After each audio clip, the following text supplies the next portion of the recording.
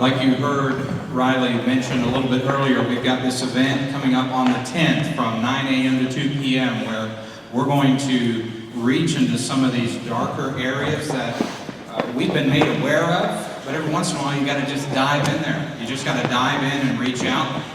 We've had Carrie and Riley and Lindy have been working to put together this opportunity to serve those in the foster system. And obviously, we had the kiddos head out because sometimes we just need to face the ugly truth. Sometimes we try to make our whole world simple and clean enough as though we were all children, and we're not. There's some dark things out there we gotta hit head on. That's one of the reasons we've been going with the theme of hospitality, being open, because we live in a world where people struggle not just with the darkness that we witness as we prepare for Foster Sunday in a couple weeks, but there's other types of darkness that people struggle with. And when we show hospitality, we are reaching into their world no matter how dark it is. We're giving them a tangible expression of love. You know as well as I do, when you're in a dark place, even the simplest act of generosity, even the simplest act of hospitality can go a long way. Just because you know somebody cares. Well, this morning we're talking about opening wallets, and no, this has nothing to do with tithes and offering. I'll just say that right out of the gate. So don't worry. Everything's okay. When we talk about opening wallets, we're talking about giving in those spontaneous moments when God just prompts you to buy somebody a meal. We get bombarded with requests all the time. Who gets sick and tired of being bombarded with requests for your money? Okay? How about even reasonable, good, charitable causes? Do you get that? You get emails, you get stuff in the mail, you get maybe even phone call campaigns if it's not about your car's extended warranty. You get calls about good causes, and there's a part of your heart that aches, and you genuinely want to give, but I'm sorry, but we're just not, nobody here is that affluent that we can give to every, even the richest person here would not be able to give to every need that crosses their path. That's just not the way God designed it. God did design us to act relationally. One thing I appreciated about this church as I started to get to know it was I watched Chris's Facebook video during Harvey, and one of the specific things he requested was that you all, at this point in time, tried to find people you already knew to give help to. Not to say we're going to neglect everybody else, but to say let's start with the people we know, because God puts us in places to help people out. Maybe it's a $5 bill, maybe it's a check of $1,000, whatever it is the Lord has moved us to do. We do. And just because someone gives to you, here's a lesson I learned the hard way even as a kid. I had to learn that just because somebody might give a generous gift doesn't mean they had extra in their bank to give. How many of you in your own, without raising hands, how many times have you given because the Lord told you to give and you just knew and you looked at that amount and you're like, Lord, that means I'm not going to get my tank topped off this week, or maybe that means I'm not going to be able to refill the pantry. You knew you had to make a personal sacrifice. Most of the gifts we've received and most of the gifts we have given, we're aware that did not come out of excess. But let me ask you, how much does it mean to you when you give out of excess? Does that require faith? I'm not talking about foolish giving, although sometimes we're called to give foolishly, but we're still called to be financially responsible. And I want to talk to you about generosity and hospitality in the context of being responsible. It is Family Sunday. I'm glad we got kiddos here. Kiddos, there are 3 times I'm going to call on you to help me out with the sermon, because you know I need all the help I can get, right? Okay, some of you kids shook your head yes to that. I appreciate your honesty. Well, the purpose of this truth this morning is to address generosity's role in hospitality. We're talking about living open lives, which means oftentimes we've got to be generous. If you invite somebody over to your home, cereal usually doesn't cut it for dinner. Don't judge me. Don't judge me. You know you've done cereal for dinner. How many people here out of desperation have just had cereal for dinner? Okay, quit judging me. Put your hands back down. All right. Well, but sometimes when you have somebody over, you feel a little bit more obligation to maybe get an extra dip or a soup or things. You put out a little more, all right? I'll just tell you, we're easygoing. I'm not even worried if anything's fixed for our kids because they're not going to like it anyway, so whatever. but there's a little bit of extra cost that goes in there. Well, but we see this exemplified in the life of Jesus. Jesus demonstrated hospitality, even though he only had a 3-year ministry here on earth. He still took time to be generous with those he was teaching. One of the more famous examples and one of the few miracles, and to be honest, the only miracle of this type found in all 4 Gospels is the feeding of the 5,000. I think there's significance to that. You know, just a quick breakdown of the Gospels. You know, the Synoptic Gospels, Matthew, Mark, and Luke have a lot of similar tales and miracles and stories. They're not exact. They've all got their own perspective, but they're pretty similar. And then you got the Gospel of John that kind of stands out on his own. However, with very few exceptions, you find a story or a narrative or a miracle that makes it in all 4. And this is one of them, the feeding of the 5,000. We'll read about it from Mark chapter 6. Now, we're going to do something just a little bit different because in this story, I think it's important to be involved. And so here's what I'm going to do. I'm going to ask the kiddos. I'm just going to get I'm just going to do this. All right, kids, here's what I'm going to have you do. Back in the time that Jesus was alive, the teachers would sit while the students would stand. The teacher would sit and teach while everybody else stood. So kids, if we got any kids here this morning, I'm going to ask you to stand, and I'm just going to sit down. Okay? I need all the kiddos to stand. Now, if you're a kid at heart, you can stand too. Otherwise, you've done enough up and down for the service. All right, kiddos? So listen to this story. Here's how Jesus would have taught in his time. He would have sat down, and then we got one kiddo at heart. Come on, the rest of you can't leave Riley standing on her own. All of you don't abandon me. Oh, Jocelyn's not going to let her. Adam, all right, look at this. Jesus taught the story, all right, but you got to look at the teacher. Kiddos, you got to look at the teacher. Yes, Nate, thank you. Okay. One time Jesus was very tired. He'd been helping people and teaching people, and he was getting so tired he needed to rest. So you know what he did? He went off to go rest, and he turned around, and thousands of people were following him. He thought he could just grab a little nap. Now he knew what a mother felt like. He thought, I'll just grab a quick little nap. I've been working nonstop. And then he looks around and all the little kiddos are following him. All the thousands of people are following him. And so he says, okay, you know what? He says, I love these people. So I'm going to teach these people again. I'm going to teach them again. I'm tired, I'm exhausted, but they want to hear from me. They're hungry to hear what God has to teach them. So I'm going to teach them again. And so he teaches them sitting down about the kingdom of God, about how to follow God, about how to do, kids, you want to know how to make God happy, right? You want to do what God has asked you to do, right? Well, that's what they wanted to learn. They wanted to know the same thing.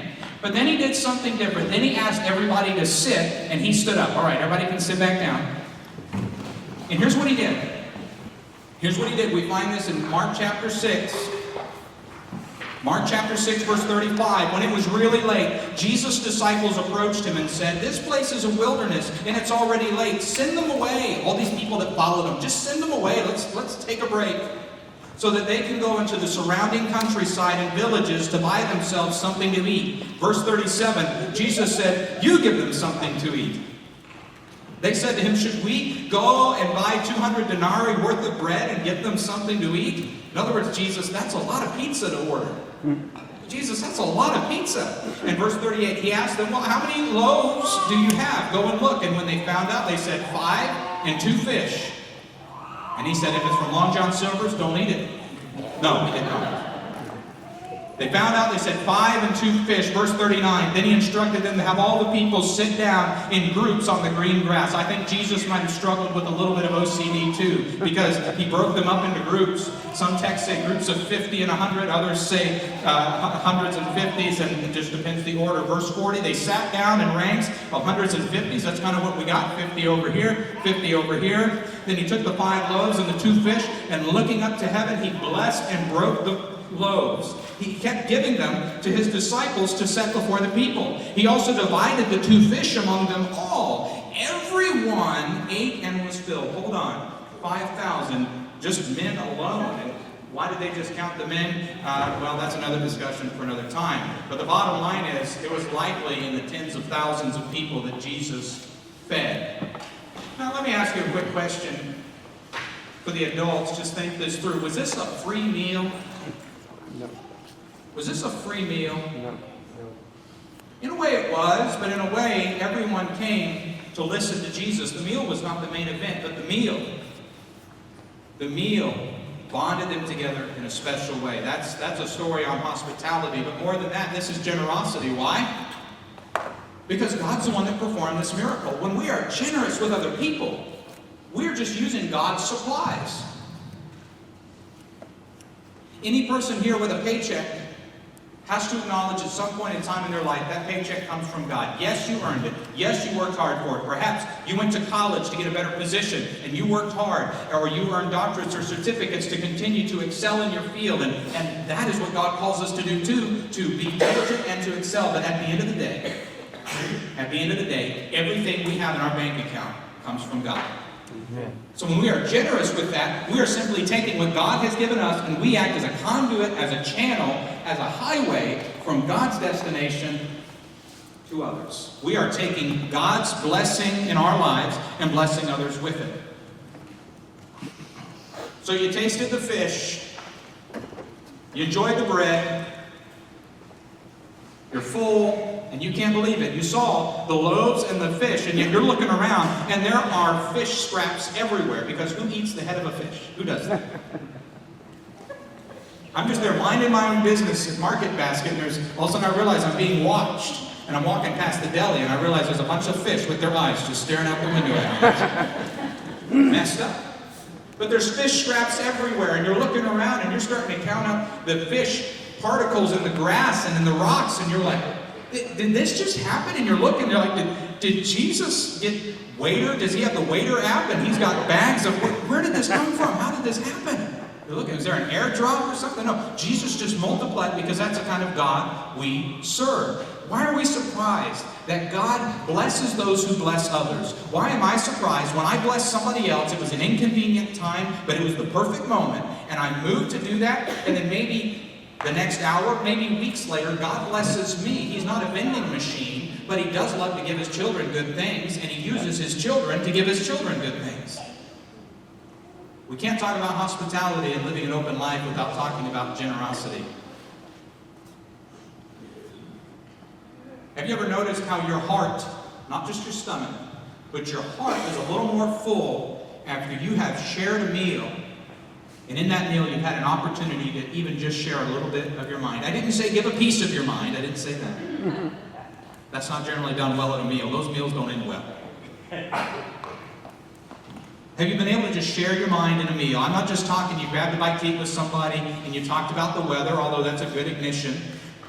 Where you actually just said, well, here's what I'm struggling with, or hey, here's what I'm excited about, or here's what I just learned. When you share a meal and you share your mind, your heart is full and your stomach's full. It's one thing to have a meal where you've had the meal where your stomach's full and then you get indigestion because the meal was just uncomfortable and it was rushed or whatever. But when your mind has been shared and a meal has been shared, then your heart is full. That's what I'm talking about this morning. That's what Jesus did over and over in his ministry. Yeah, the miracle wasn't the point. You're absolutely right. I agree with that. The miracle itself was not the point, because Jesus got frustrated when people said, I believe who you are because you can do some pretty sick miracles, Jesus. He says, is that all you guys want is a free show? That wasn't what it was about. This was just about fellowship together. Fellowship together and bringing that bonding experience from just sharing a meal after they'd listened to the teachings.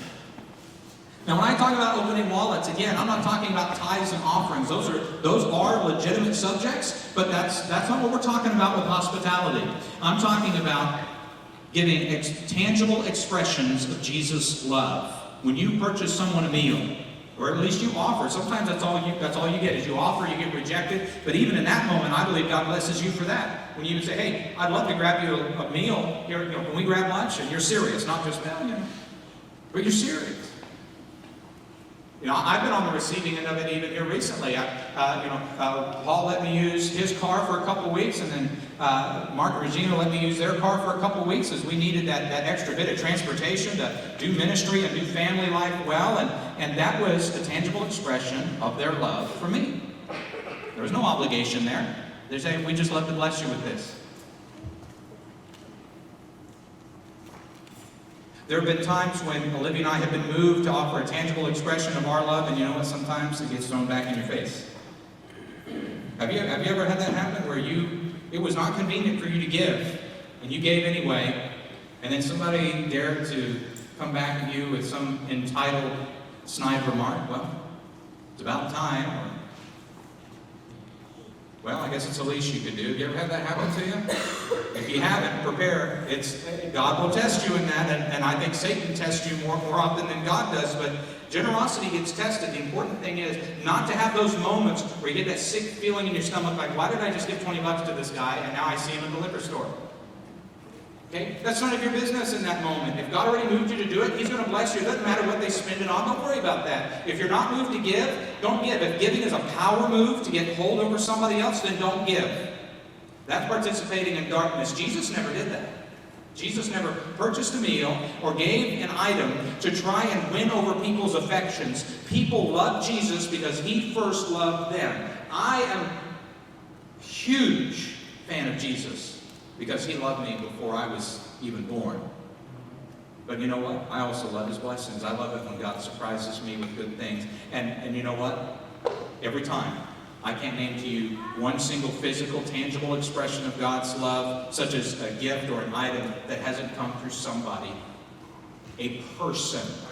Oh yeah, God gives me peace. Yeah, sometimes He gives me a beautiful sunrise. Sometimes He gives me a beautiful view, but I'm just being serious here for a moment. When it comes to issues of provision, when it comes to issues of just needing a little break or babysitting, I'll tell you, the price of babysitter's worth goes up tremendously after you have a baby. And 5 babies. That's a huge gift. Even an hour of time is a huge gift. We're grateful for that, and we understand the sacrifice in those things. But when people are generous, it opens up relationship. And you may say, well, that sounds kind of, you scratch my back, I'll scratch yours. Okay, again, that depends on motive, but I just want to encourage you, could you please continue to take steps of expressing love in tangible ways. My encouragement to most of you, I realize that almost everybody here loves being generous. I don't think I've met a single one of you that struggles in the area of generosity. I think what we struggle with is, what I have to offer isn't that much, so I don't want to offer it. It's kind of embarrassing. Sometimes you look and you're like, I could offer $5 towards this, I could offer this towards that, it's not much.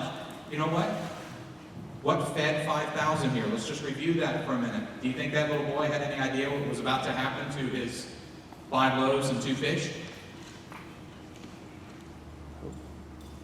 Give into those situations, into those moments where there's a chance to reach somebody for the Lord in relationship and just build that. Give and see what the Lord does with it. Give God a chance to show off. Could we do that as a church? Could we do that as church families? Could we I don't give God enough chances to show off. Why? Because I want to have it on my calendar. I want to have it planned out. I want to have all the people that I've called, I've left a voicemail and a text message and an email, and I've knocked on their door. I've got it taken care of. I don't give God a chance to show off sometimes. I would like us to give God a chance to show off in our generosity.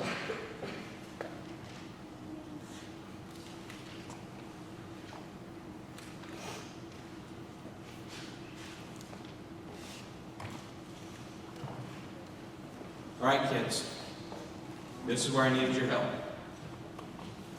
It's not a race, and you can all answer. Now, I'll tell you what, we need to raise hands. We got a competitive bunch here. Right, if you know the answer, you raise your hand, I'll call on you. I need the 4 Gospels. The 4 Gospels of the New Testament. The first 4 books of the New Testament, I need them in order, one at a time. I'll call on you, and Hayden, first one. All right, we got Matthew, Ryan, Mark, and Ezekiel. What do you got? Oh, I know, there's so many. I know. You want to take a guess? All right. Rebecca? Luke? Kieran?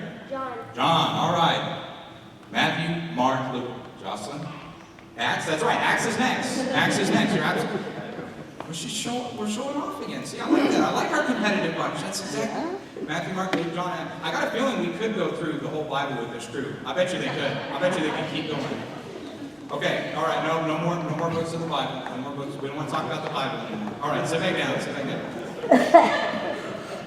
All right, kids, you can all answer this one at the same time. Here's the second question. Were all 4 of those Gospels written by the same person, yes or no? No. No, I agree. They say, didn't the Holy Spirit author those? Yes, they did. The Holy Spirit inspired 4 guys to write these books. So do you think each of those guys had a little bit different perspective about what Jesus did? A different angle of the story?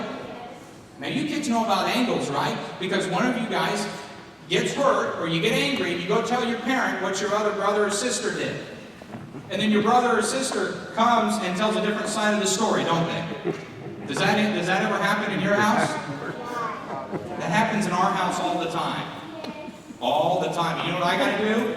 I sit him down in a chair and I get an interrogation lamp and But there's different perspectives, there's different sides of the story, and that's what we get with Matthew, Mark, Luke, and John. So where does that take us with the feeding of the 5,000? Because this is the only miracle I could find that's mentioned in Matthew, Mark, Luke, and John. That's rare. Check that out sometime. Look at some of those differences. So what's the story here? We're looking at Mark this morning, but what is Matthew? The story within Matthew, the context is king, con, with text, what you're reading, context here, the story within the story of Matthew makes it look like God is teaching us more about how Jesus was always obedient to the will of his Father. Because when Jesus broke the bread and the fish, what did he do? What did he do in that moment? He asked for the Father's blessing. Now, Jesus is not 50% God and 50% human. He's 100% God, 100% human, and yet in that moment, he told us how important it was that we are doing the Father's will. And I tell you, that's huge in generosity. God will move you on the timing to be generous, and sometimes I'd even ask, Lord, how much do I give? Because I'm already broke, so I'm just going to get broken. And God usually puts a specific amount in my heart just immediately. God is in this. This is a part of God's will. The context of Luke is simply Jesus setting the stage for Peter. Because Jesus does this miracle, and then right after this miracle, he's saying, hey, here's what the crowd that I just fed, they're all happy, their stomachs are full of fish and bread, and they're all saying, well, hey, this guy's doing miracles because he's Elijah, or he's kind of like John the Baptist. And Jesus said, all right, guys, here's what the crowd's saying, all right? Social media is full of their opinions. They've got their opinions all over. Every comment section, you're going to find every opinion you want. But let's turn all that off, and let me ask you, who do you guys say that I am? And we all know Peter's response, don't we? You are the Christ, the Son of the living God. That's right. Amen. So Luke had a different meaning for this story, the same miracle, and yet each gospel has a different purpose. John sets this as the 4th of 7 signs where Jesus proves who he is. And the 7th sign is that he raised Lazarus from the dead. So very powerful signs of creating something from nothing or transforming the nature of something. Water to wine, dead to life, few to many. Different context. But here's why I'm looking at Mark. Because something Mark mentions that Matthew, Luke, and John don't mention is why he did it. They get more into the motivation. Why? Because Jesus looks out and says, this crowd, he broke his heart. Somewhat like you saw in our film a little bit earlier. What broke your heart about that situation was they had no guidance. I mean, we've all had tough days, but I mean, they're kids. Come on, right? And the summary of what we watched is just that lack of guidance. You just wanted to go and give them some direction and protection. And that's what Jesus did with his crowd. He looked and he said, he was moved with compassion because they were like sheep without a shepherd. In Mark. None of the others mention that. That's why I picked Mark this morning. As I was praying about it, I wanted to go with John because I'm studying John. That would have been cheating because I'm doing a John Bible study. So that was the easy way out. But the more I prayed about it, I was like, seriously, Lord, which one should I use? And as I was praying about it, I thought, what is it we're asking? What is the point of all of this? We're a missional church. That's the point. We're reaching the lost at all costs. That's the point.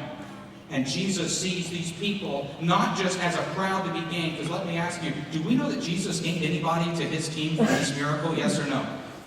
No, we don't know. I mean, yeah, maybe. I don't know, but that's not the point of it, is it? The point is, Jesus was moved with compassion because they were sheep without a shepherd. Jesus did this out of the motivation of just ministering to people without expecting anything in return. And that's what I'm challenging us to do this morning. Give a tangible expression of Jesus' love. Yeah, you say, how can $10? All right, do I even need to go there? You guys have been there, right? Has somebody even given you a $1 bill and it just made your day? Just because they cared. Here's a lesson I had to learn the hard way. All right, I grew up in the Midwest. I grew up, out in the country, and yes, even in a trailer park. We'll save those jokes for later, but I still have a special spot in my heart for trailer parks, so get off me, all right? You guys judge me for cereal, don't judge me for trailers. I'll get even more angry. And I learned nothing comes free. I didn't take gifts. I didn't take gifts well. Somebody gave me a gift. If a kid gave me a gift as a kid, I felt guilty. What did I do to get them to give me a gift? Because there have been times I've been guilted. Well, you'd asked enough. I thought I needed to get it to you. You wouldn't shut up about it. I've been guilted into some of those things, so I tried accepting gifts, and then somebody finally broke through to me at work because, hey, I'm in the workforce, so I'm going to be a ministry to others. Sometimes my coworkers would say things like, Mike, what is wrong with you?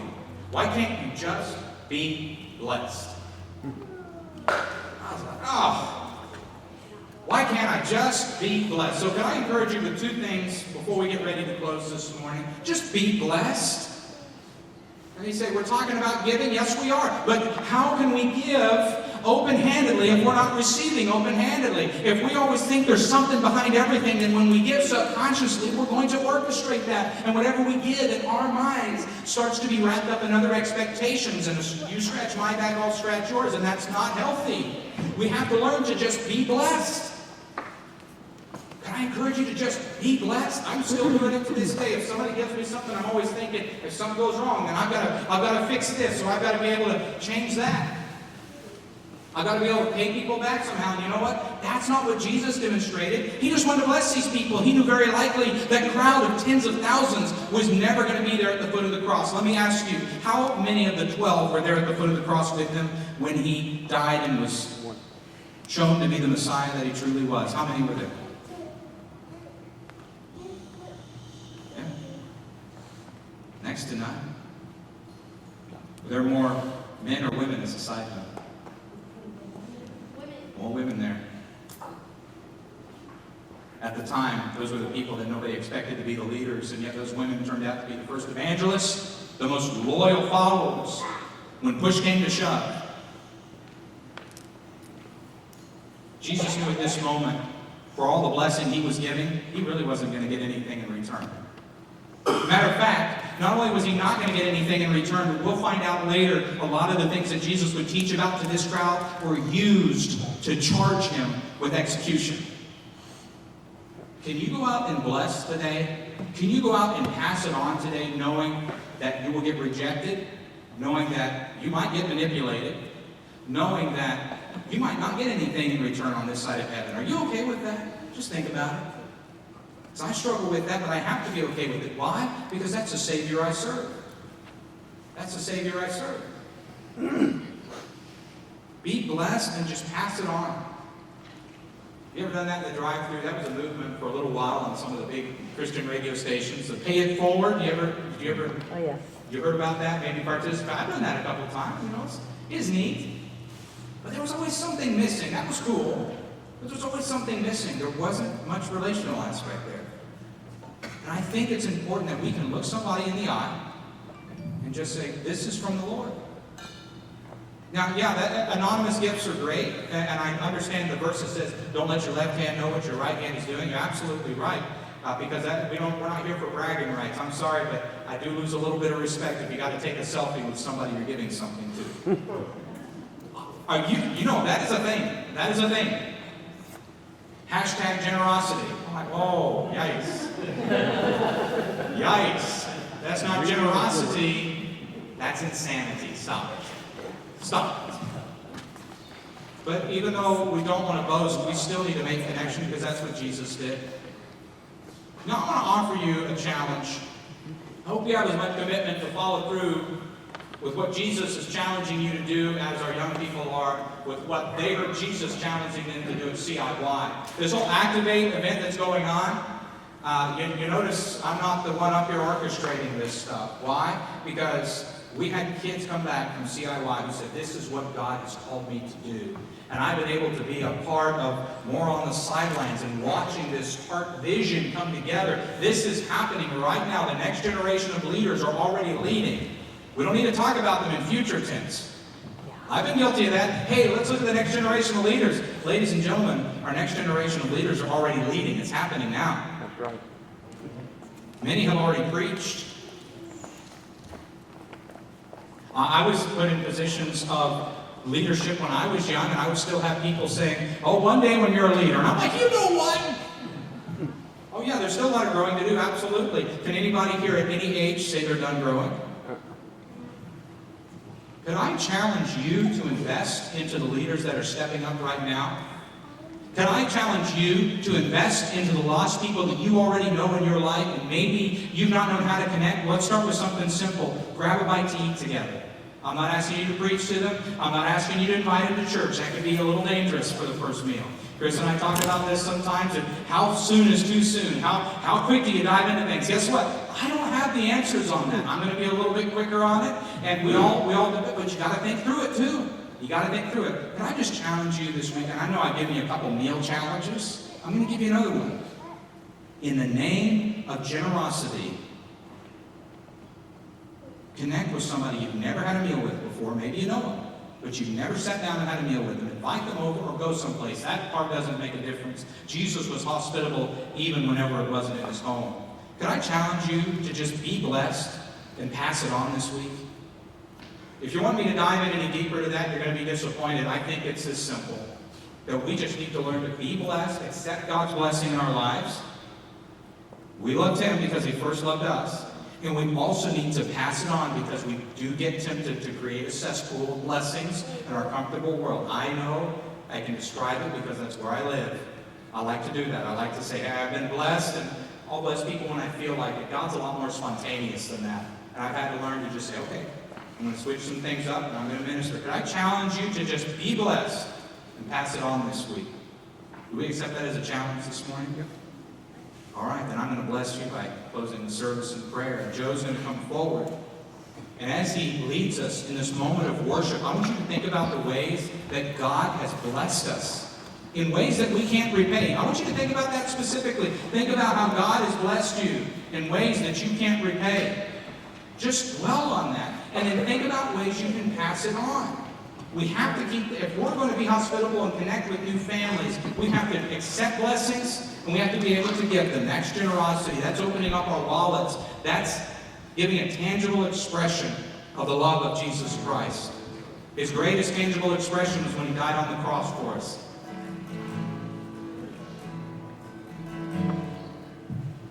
He gave everything he could give. Everything. But then he rose again. And now we can offer that same spirit of sacrifice, that same spirit of generosity, can live on in the simplest of gifts or the greatest, grandest gestures, as long as we give in the name of Jesus Christ, and as long as we understand that everything that God's given us, we're entrusted with to bless others with as well. Please pray with me. Heavenly Father, you are generous and you're loving. Great. I confess to you the times, Lord, where I've been stingy and I get so focused on what I need and what I prefer. Lord, I don't look to the people you put into my life to bless. Lord, I confess to you the times I've not been blessed because I'm proud and even selfish. Lord, I pray that I can accept being blessed and pass it on. I pray that for every single person here, that you bring that across their path, an opportunity to bless somebody with a meal this week. Just share your love just by sharing a meal. I pray we're blessed and we pass it on. In Jesus' name we pray.